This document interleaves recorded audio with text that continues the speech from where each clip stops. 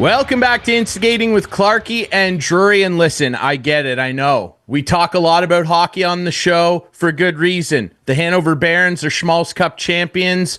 There's a lot of exciting stuff going on here. Stanley Cup Final, yeah, we get it. But we like to talk baseball on this show too. And there are very few people in this country that are more well-suited to talk about baseball, particularly when it pertains to the Blue Jays, than our guest this week. He is the MLB.com Blue Jays writer, and he's also now an accomplished author, the author of the brand new book, The Franchise, a curated history of the Blue Jays. You see it there on your screens now. We are very excited to chat with our friend and yours, Keegan Matheson. Keegan, welcome to the show. Congrats on the book. First of all, tell us how you're feeling about finally having this thing on the shelves, brother. I appreciate you guys having me. It's nice to finally be at this point right now. If I've learned anything through this process, it is patience, because this book, I signed the contract for this back at the Nashville Winter Meetings in 2023, and people will remember those as the Shohei Ohtani Winter Meetings. And Ohtani is a year and a half into his new team, so it's been a while. And when I go to the stadium each night, when I show up at Rogers Center and do my normal job, I write a story, and boom, it's on the internet. You can all read it, and by the morning, we can all forget about it. So this has been a little slower, a little more patience involved, a lot more time, more stages, more people, more agents, more everything. But it's been great. And even though I've cursed this book at a few points throughout the process of writing it, I'm so happy it's here. I'm happy with it. And my greatest fears were not realized, which was that something would happen along the way to screw it up. You know, I keep thinking of the example I use is ESPN's Tim McMahon, the NBA reporter. He wrote the Luka Doncic book. Luka got traded a month or two prior. And back before the Vladdy extension, I was getting a little nervous, but everything held. Everything stayed as is, and we're finally here, man. This is the fun part, and it's all worth it. Absolutely. And I want to ask you, too, just what inspired you to do this? Because, you know, we've had a number of different people on the show that have written books, and I know that it can be a stressful process. But like you said, now that we're at this point, it can be an extremely rewarding process as well. You obviously cover the team very in depth. You're around these guys all the time. What inspired you to write this book? A lot of it was timing. It had to be the right time. And I've talked about books in the past. I started covering this team in 2017. I talked about a book a couple of years ago that would have been kind of similar, but frankly, I didn't think I'd been around long enough. I didn't think I had enough of my own experiences on this beat, and didn't think I had enough of my own voice to do this. And I'm kind of slow when it comes to that, in terms of really thinking that I've earned a voice or an opinion on something. But when this offer came around, I thought it was the right time, and I was really attracted to the idea that this was curated. And I keep pointing to that word curated as the important one, because this team's been around almost 50 years. And to write a history of a team that's been around 10 years, sure, no problem. But close to 50, there's a lot of decisions involved in that. And this could have been a way more boring book if I tried to get into every single thing. Now, after 92, they traded this guy for this guy and this guy. At a certain point, I had to accept that people can either look some of it up or know it already. And I had to be really picky with the chapters that were involved. Some of those, you got to write Joe Carter. You got to write Jose Bautista. You got to write the World Series runs and some of the great players. But I also wanted there to be room for stuff that I've been around for, that I've experienced, because this book, I just want to add to what's out there. When I look up and down the press box, I see different people who have written books. I see people who cover this beat with me who write stories every single day. So this is not the story of the Blue Jays. It's adding to it. And I hope some of those fresh chapters that I've been around for, from Ohtani and that entire mess to the COVID years, some chapters about players' lives in Toronto coming to Canada, those are fresh ones. And those were the fun ones because they were something a bit more new. And this idea for the book from the publisher, as I spoke to them, kind of left room for that. So maybe I'm just a control freak. I wanted to be able to control what's in it, but I'll brand it as being selective for now.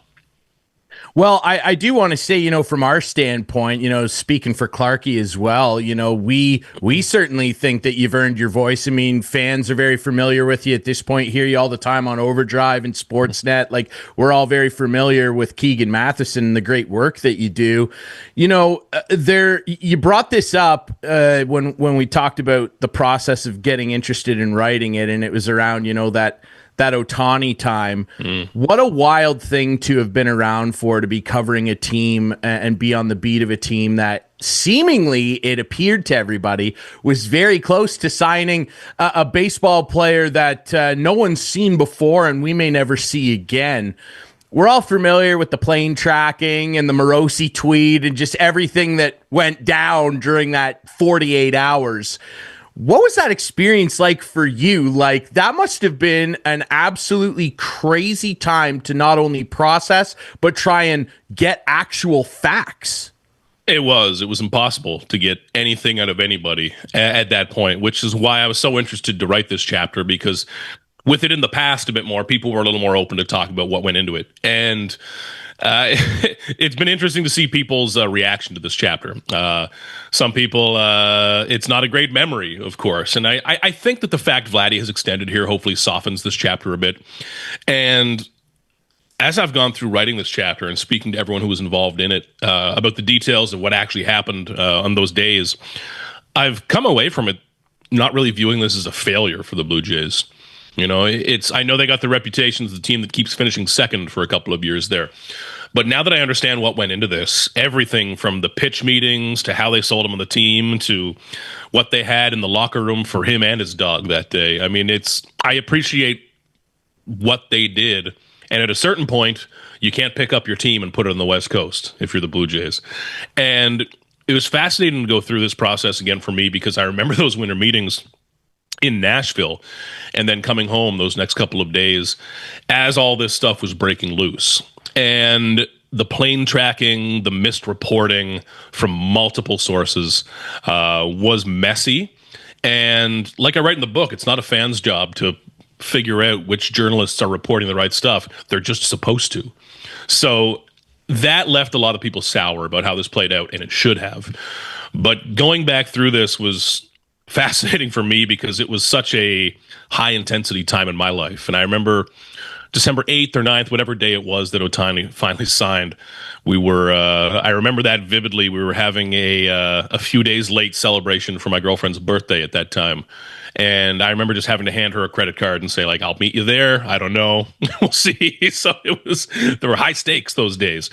But it got to a point where the Blue Jays legitimately, and a lot of people around the league, thought they'd landed him. And I talked to players, executives, coaches who were getting texts from people around the league like, hey, you got him. Like, congrats. And after working on this chapter, the Blue Jays were not used. That's a little brother, younger sibling way of thinking. Like, no, they didn't get used for the big, mean Dodgers. They had a legitimate chance, and they came really damn close to getting Shohei Ohtani. And it's a heartbreak, but I don't view that as a huge failure by the Jays. I think they did really well in the pursuit. Sometimes you just don't get the guy. And it got so close that I write this in the chapter, but sometimes you have to get a story ready. And I included in the chapter, which I don't think people will like at all, the story I had sitting on my laptop of the Blue Jays signing Ohtani that was ready for the moment. And I just had a couple of gaps where I would put XXXX, and that was for the years, the money, and the time of day. So the story was written out. The Blue Jays have done it. They've signed Shohei Ohtani to an X-year contract worth X million dollars. It was ready to go. And thankfully, I remember after that day, I emailed that story to myself just in case it was any use for the book, and I decided to put it in. But man, never cover anything like that again. I no chance I'll ever cover something close to that. Yeah, what a gutting time. Not only, I think that people don't necessarily understand that side of things, right? I mean, yeah, it's gutting for the fan base, sure, and people were upset, but gutting for you guys that cover the team too, because a player of that magnitude and the excitement that it brings just brings a different kind of electricity to your day-to-day, right? I mean, if Ohtani's walking around there, big dog on campus, like, that's a very different vibe. And on that note, you've been around covering the team for MLB.com since 2017, like you mentioned, and the only the only management group you've ever known is Mark Shapiro and Ross Atkins, who I would describe their reputation around Blue Jays fandom as dicey at best. A lot of people really don't like them. I don't know that there are many people that actively support them. In your dealings with these two guys, what is your overall kind of impression of them, their management style, and the way that they run this ball club that has been under heavy scrutiny at times for decisions that have been made or not made? Yeah, I keep them pretty separate in my mind because I think the public perception's a little different from reality. I think their jobs are quite different. And I also think that if they just spoke like you and I are speaking now, people would view a lot of the trades and moves a little differently.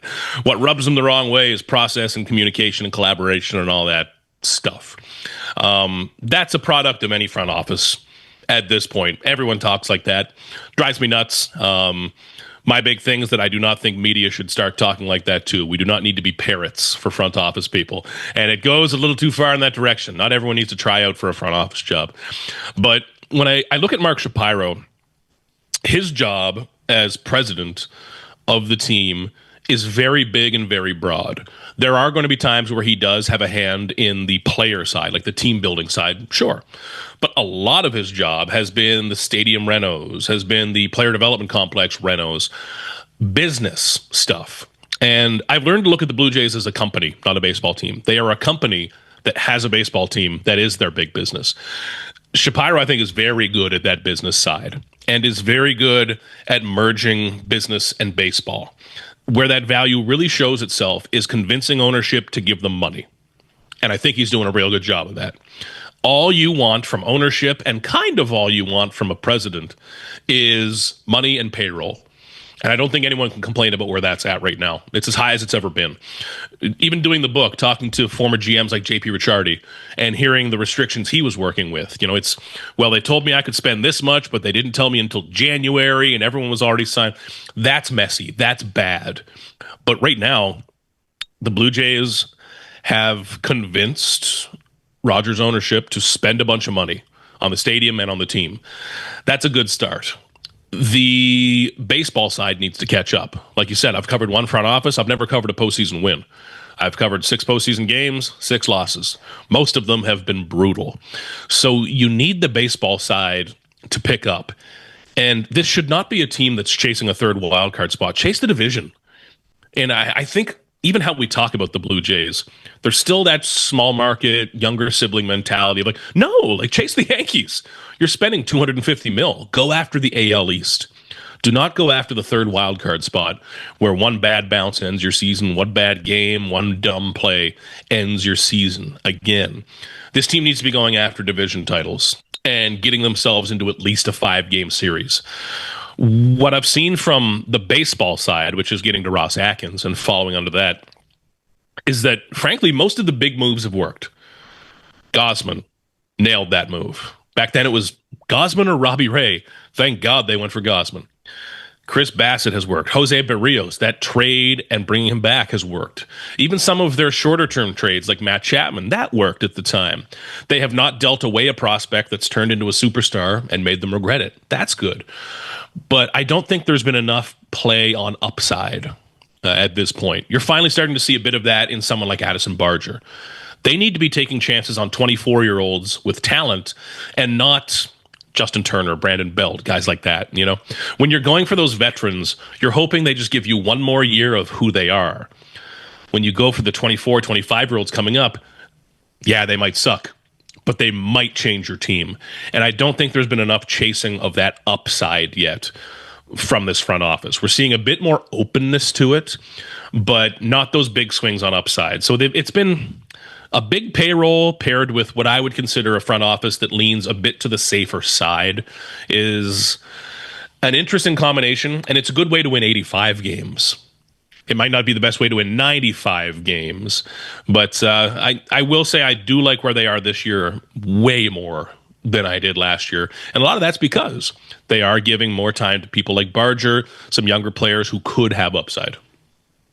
Yeah, it certainly seems that way. And I think that one thing in terms of the perceived rigidness of this front office that people don't seem to like is the ability to adjust to things in season that they see. And, I think that people, especially last year and definitely the year prior, were upset with their trade deadlines. They didn't feel like they were aggressive enough, similar to what the previous regime had done. And we all know how that worked out. But I guess I would ask you, this team right now, as we chat, they're 31-29. And when you look at some of the way they played in April, it's incredible that they're over 500. But then you look at how they played in a majority of May into early June here, and you're like, well, maybe it's not that incredible. What's your overall impression on the team as it sits now and the areas they need to improve in significantly, if any? Yeah, I don't really know who they are yet, which is either a really good or a really bad thing. I don't know. The highs have been higher than last year. The lows have been lower, I think. And if you're looking for optimism, it's the fact that there have been some dreadful stretches of baseball where they're barely scoring, they're barely an exciting baseball team, and they're still a little bit above 500. That comes from playing elite defense. I think across the board, they're a top 3, if not number 1 defense in the league. That's always going to keep you close.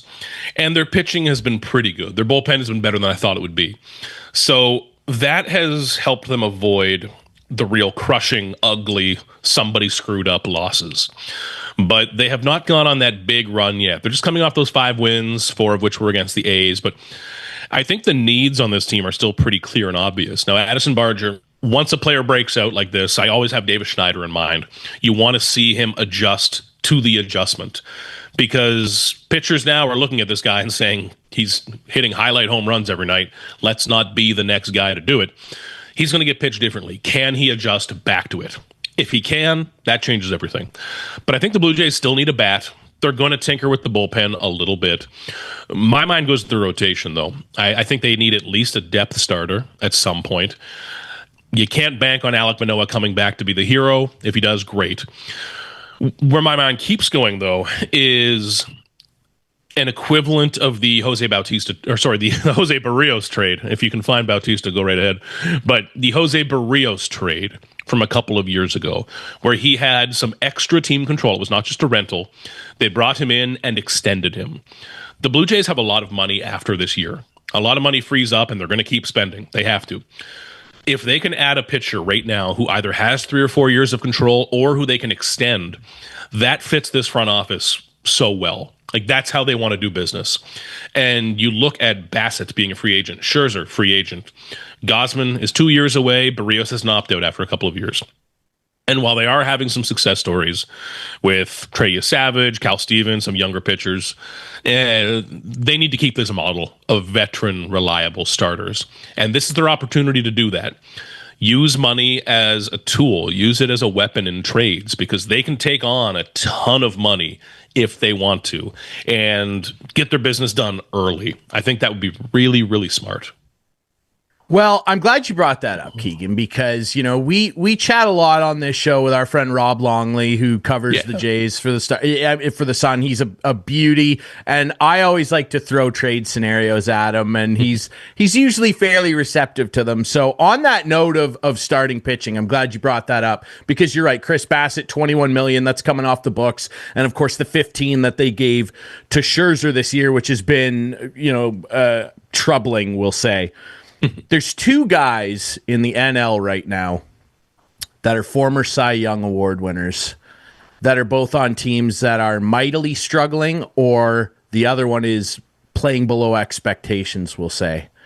What would your opinion be on a potential move for a guy like Sandy Alcantara or Zach Gallen, Glasses Man himself? Just bringing up Zach Gallen right here. How was Zach Gallen doing this year? Not you know good. what? With a 5.13, but I'm looking at his contract situation here with a little bit left. And then Alcantara, let me see. He's also having a bit of a tough one, isn't he? Yeah, it's not great. A little bit of one. Oh, it's not good. And he was... The Marlins probably should have sold high on Alcantara at the start of the year when he was getting so much attention. And man, you go back to 2022, like 228 innings.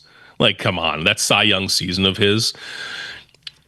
looking at both of them, Gallen, I think, is pretty attractive. But the Blue Jays, when I think of a Blue Jays pitcher, I think of innings. And when I try to look at pitchers that would fit the Blue Jays, I do this every offseason for free agency. I click from page to page to page, looking for a guy that has a long list of 150 plus innings. That just seems to be their guy. Now, of course, they probably go more advanced with that, with how something breaks and blah, blah, blah. But their type of guy is reliable, healthy starting pitcher. Mitch Keller of the Pirates is another name I'd put in there probably. A guy who signed an extension a year ago, 2 years ago, but has some left.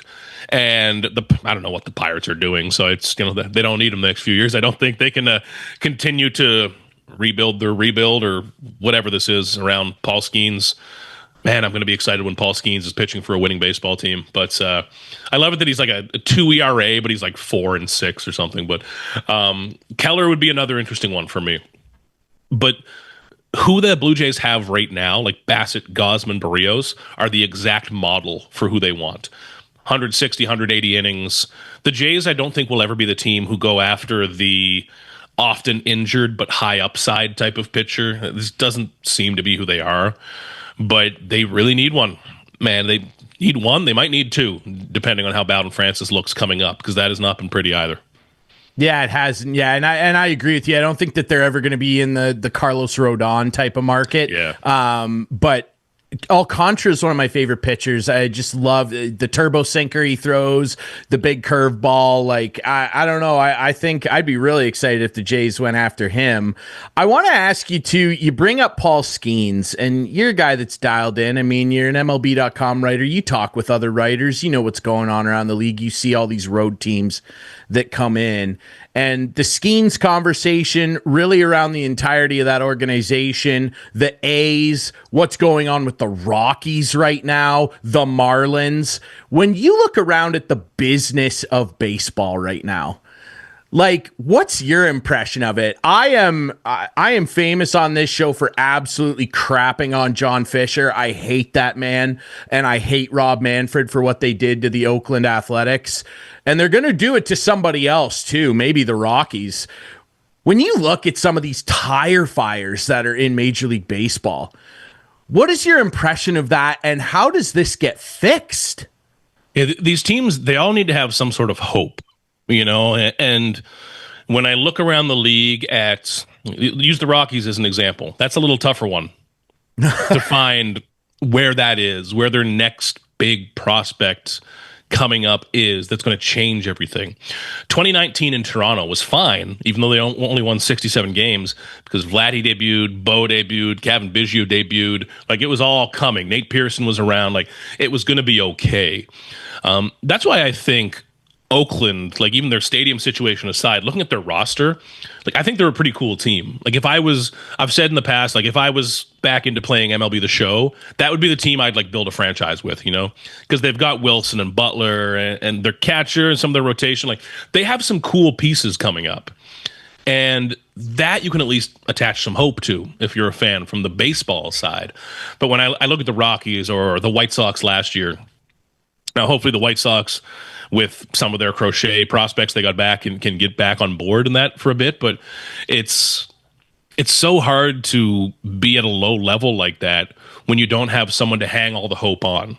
The Pirates, for example, you got Paul Skeens, who is the best young pitcher in the game, maybe the most dominant pitcher in the sport, period. But eventually you get tired of watching him lose a 1-0 game, right? So I understand that it's easy to be like, well, trade Paul Skeens. If you trade Paul Skeens, you're just looking for Paul Skeens again. You know, when you find something that special, I think you hold on tight. And I think that teams in Major League Baseball, this goes for any sport. You see it in the NFL a lot too, when a team's not quite getting over that first jump.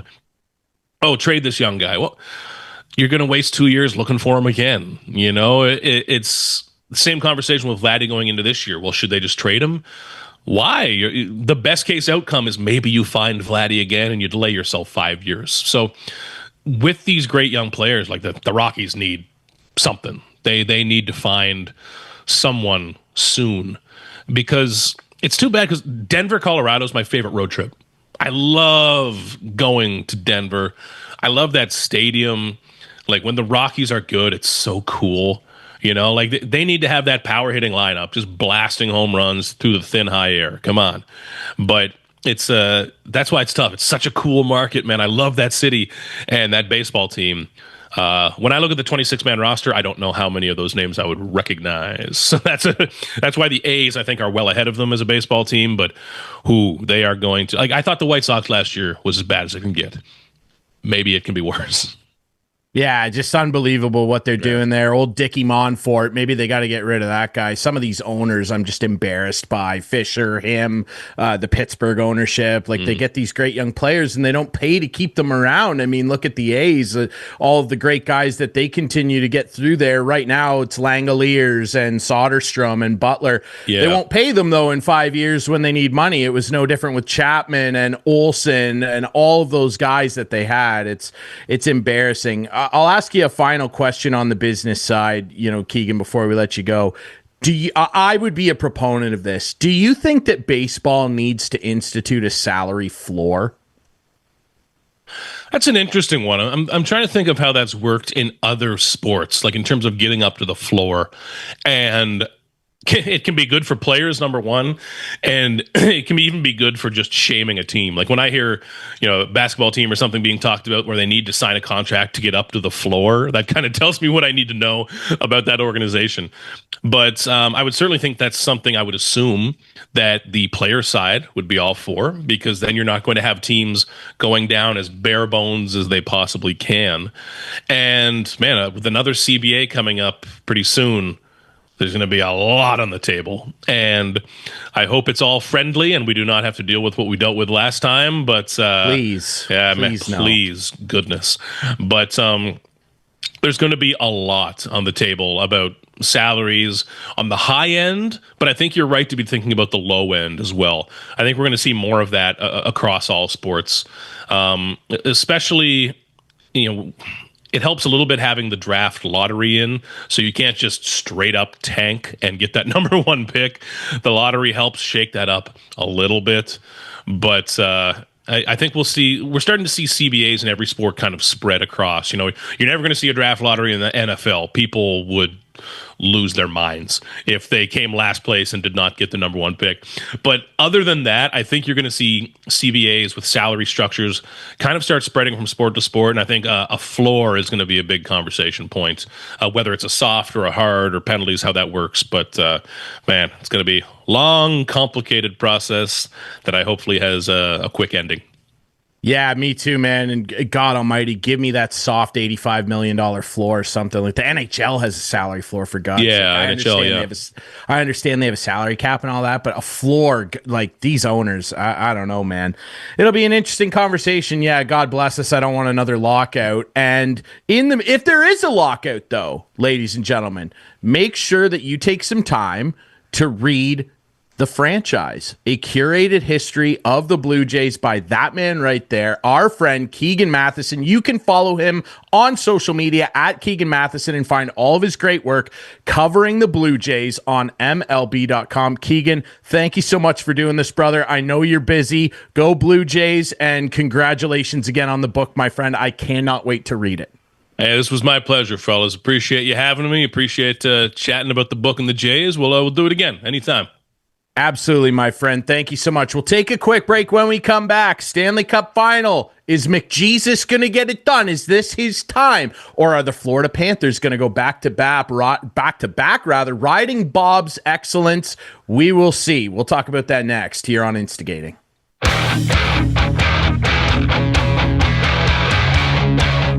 Welcome back to Instigating with Clarkey and Drury, and very pleased to be joined by Clarkey, and we're also very pleased to be joined by a great friend of the show. Now listen, we will touch on the Stanley Cup Final and all that stuff, like I said, after a great chat with Keegan Matheson. Remember, you can find Keegan's brand new book on the Blue Jays, The Franchise, a curated history of the Jays, everywhere where you like to buy books. It's available all over the place. Really appreciate him jumping on here to chat about the Jays. Now, we will get into the Stanley Cup Final, we'll do that, but listen, it's a big week here in Canada for golf. The RBC Canadian Open is going on. Osprey Valley, hello, And of course, who would we have on? Who else would we have on but our friend Ian Doig? Doigy, welcome, and I'm sure you're very excited because it's been a while since we've done golf picks. It's been a while, but you still own the first overall pick from your Masters triumph. Clarkey will pick second, me third. I've hit a cold streak, Doigy. What, like, I got to turn this around here. And we're going to keep it that way too. We are. Yeah. We'll keep. We've already decided place. it's between Doigy and I. Yeah. Oh, good. Yeah, I'm glad you guys decided that. That's cool. We all know that great things happen when you two decide things. Exactly. And I'm not included. Now, Doigy, before we do the picks here, I want you to tell us a little bit about this golf course and what we can expect out of the field this week. Obviously, everybody is anticipating an extremely difficult U.S. Open next week. People are predicting that the winner might shoot as low as 2 under. What can we expect from the field here at the Canadian Open, though, at this golf course? Okay. Just before we get into that, I will talk about Oakmont for next week, and I wouldn't be surprised to see over par winning the golf tournament next week. That's how tough it is, and the rough is very thick. To jump over to the Canadian Open, the RBC Canadian Open at Osprey Valley, fairly local, Orangeville, Ontario area, Caledon. It's a very good golf course. It went under a major renovation in the last year and a half, 2 years by Ian Andrew, who's a good architect. I like some of the stuff that he's done. The golf course is wide off the tee, so driving the golf ball isn't going to be an issue.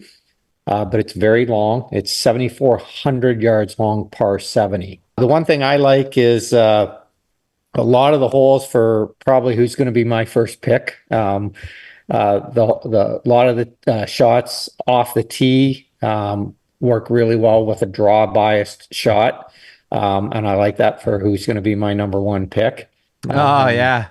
Good. So, which is really good. How does this golf course get the TPC moniker? Like, how does that happen? Well, that happened back in 2018, and basically, I think Chris Humanick, who is the owner, it was Chris's father and another gentleman who bought the golf course.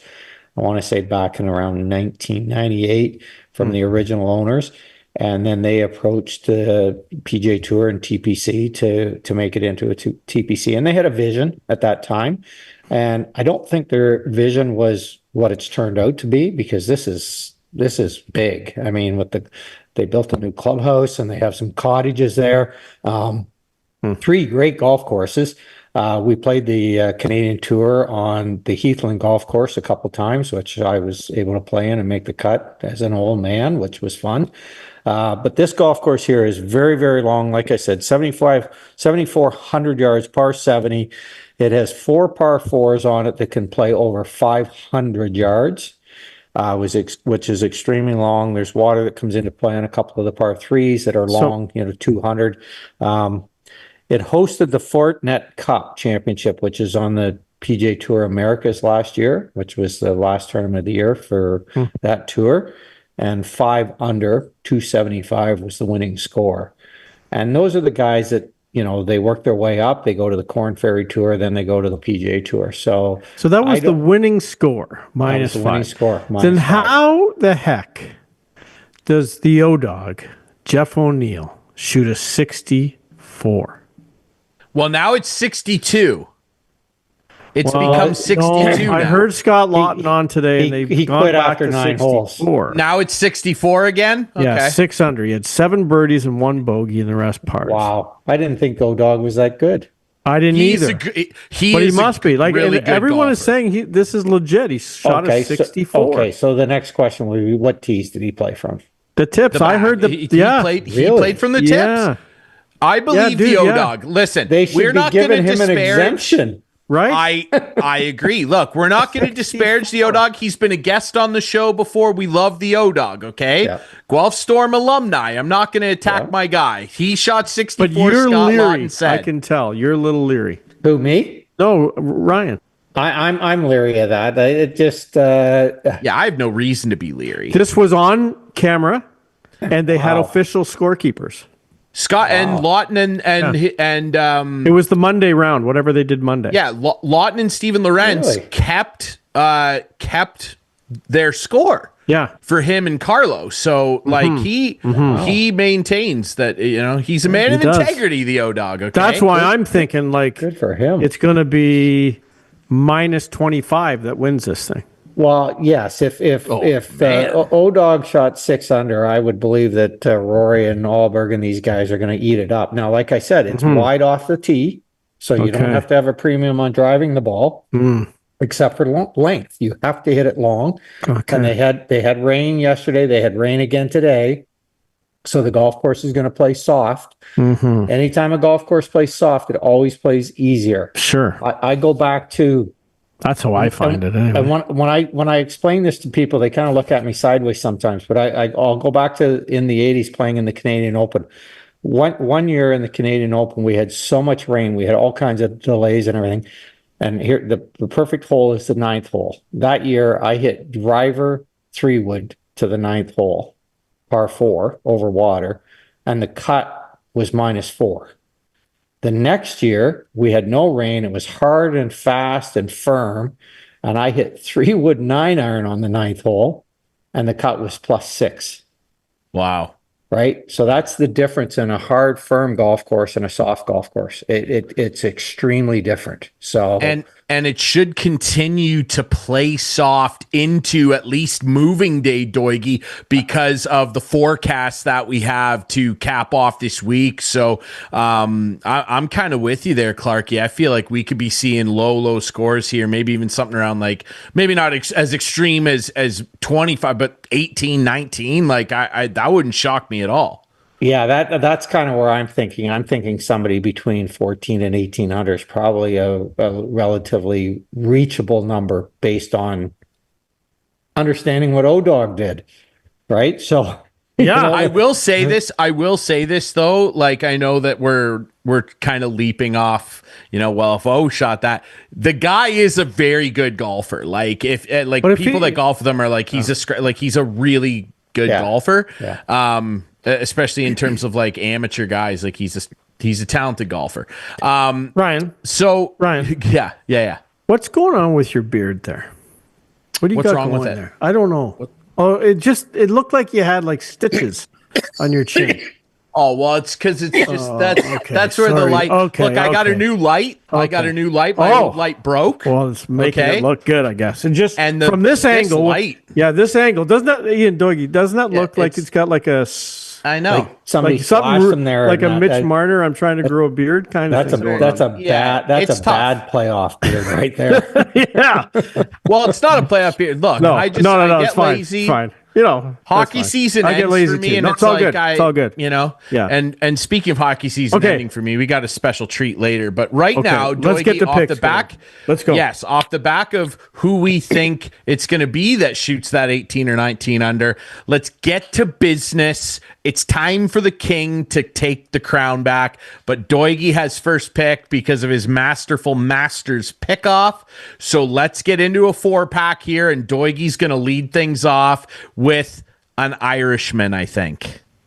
Well, you know what? I might just fool y'all. Wouldn't that be something if I went off the board? And Well, you hear, y'all? you know what? Sometimes I feel the guys, the big name guys in these kind of tournaments, they don't like always put out their best effort. They're getting Unless ready you're for Scotty next Scheffler. They're getting ready for Scotty Scheffler's a different human being, though. I think he's a machine, but they're getting ready for next week. But I think a bunch of these players are using this week to prep for next week. So yes, are they putting the work in? They are.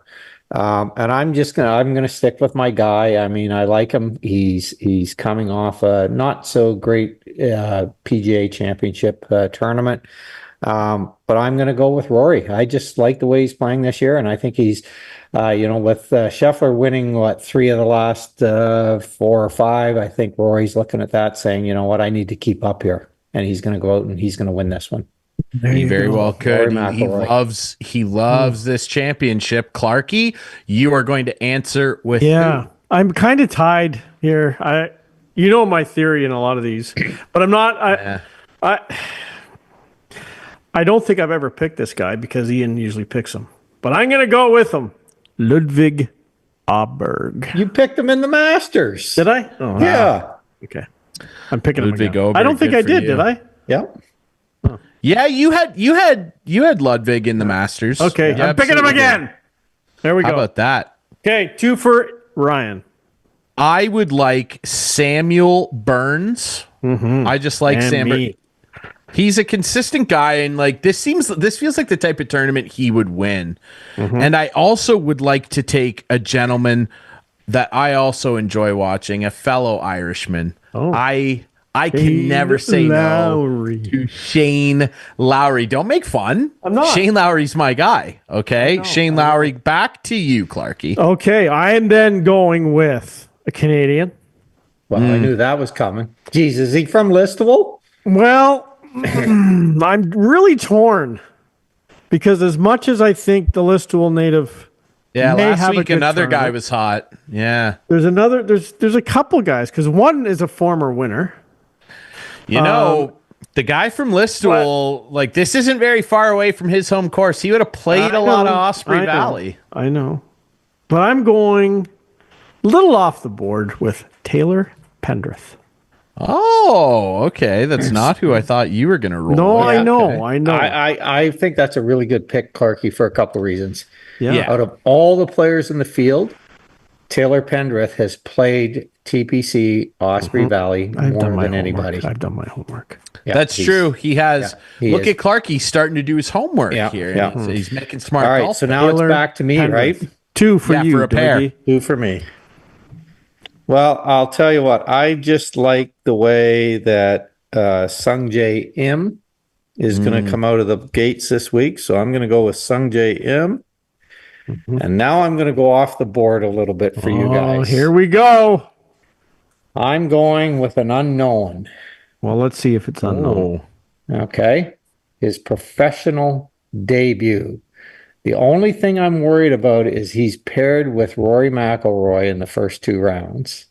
And that might be a little bit intimidating for him. But I'm going to go with Luke Canton. Luke Canton. Clanton. How about I that? think it's Clanton, isn't it? Luke Clanton. Yeah. Yes, Clanton. Clanton. There you go. Not like the Football Hall of Fame. Clanton. Very good. Clanton. All right. That's right.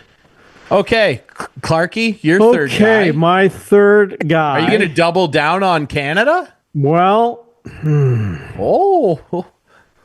I mean, that was my theory going into this. Okay. True North, strong and free. And I'm going to go with the former Canadian Open winner, Nick Yeah. Taylor. Nicholas Taylor, BC's finest. How about that? All right. Well, a 2 pair for for you me. to finish her up. Yeah, a pair for me, and I mean this one's not hard. This guy's just a vet that shows up and knows how to get things done, especially at courses like these. And he loves a soft golf course. Give me Justin Rose, thank you very much. And I gotta, Justin Rose. Yeah, dude. no, I like Yeah. Justin Rose. Don't get me wrong. I like Every him. rose has its thorn, and I think he might be a thorn in the side of the field this week. And give me a little taste here.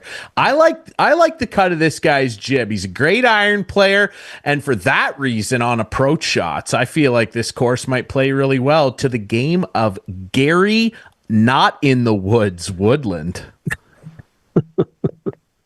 Okay. That's a good pick. That's a good pick, he said. Thank you, Doigie. There, yeah, That's a I good like pick. that. I'm torn now. My guys, right? My pick here. I'm torn. Listen to Natalie Ambruglia over here. We are torn. I mean, there's some good golfers left. Robert McIntyre's out there.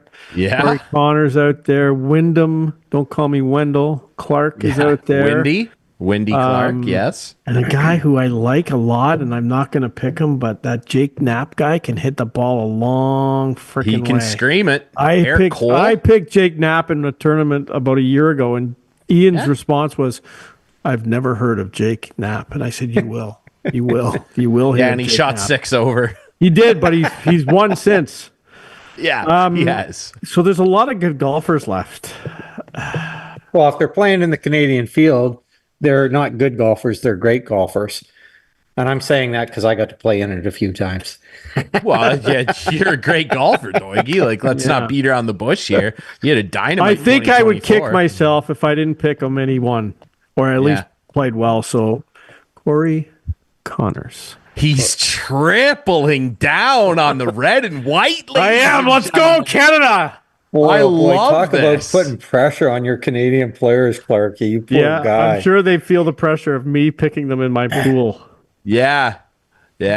Well, if they're the opposite of the Leafs, they won't feel It'll that probably pressure. be like Svensson and Hughes will be 1-2, and I didn't pick those two guys. You never know. Okay, Dougie, last pick, buddy. Last pick, and I'm going to go with a guy that I pick quite often, actually. And I'm going with him because I think his game hasn't been sharp this year, but he just made it through the 36-hole qualifier to get in the U.S. Open. And so that tells me that he's rounding into shape.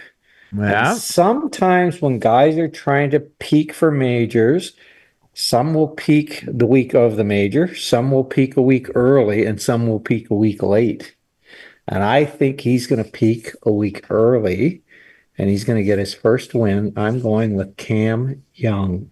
Yeah, I like that. That's a good final pick for Doigie to round things out. So Doigie Don't like it. rolling with Rory, Sung J M, Clanton, and Young. Clarkey rocking with Ludwig Oberg.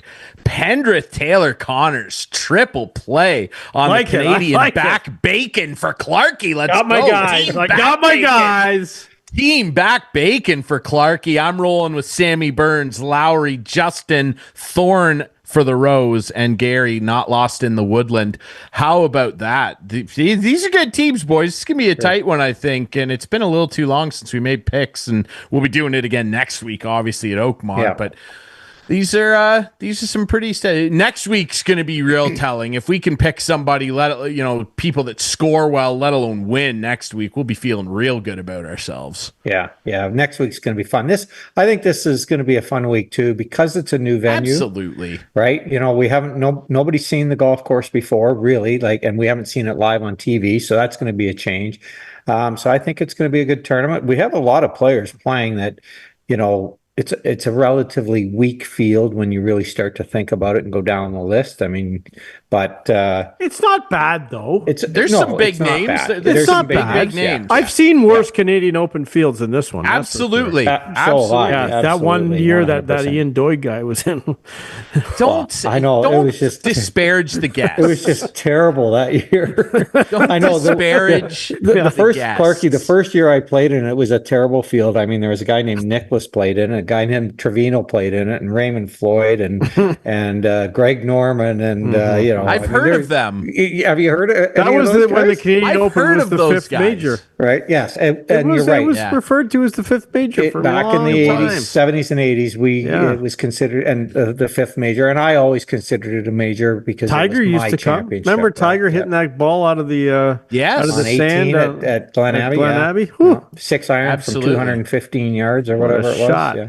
So many people tried to mimic that shot. No, and this is great too because it's a little bit of a different flavor. It's kind of like watching a 2-1 hockey game one night and an 8-1 hockey game the next. We love our blowouts every now and again, but we like the close ones too. Next week at Oakmont, it'll feel like a 2-1 hockey game. This week will be big scores, and we like to see that sometimes, boys. And with like the it. rain forecast tomorrow and as soft as it is, honestly, as long as the golf course is, I mean, these guys hit it so far.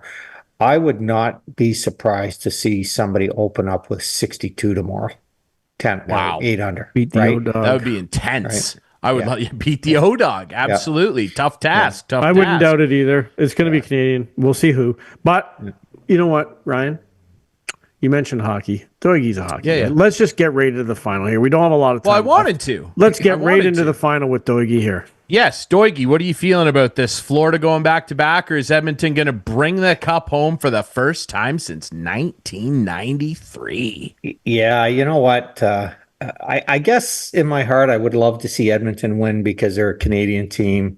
Yeah. I would love to see McDavid win because I think he deserves it. He's the best hockey player in the world right now, bar none.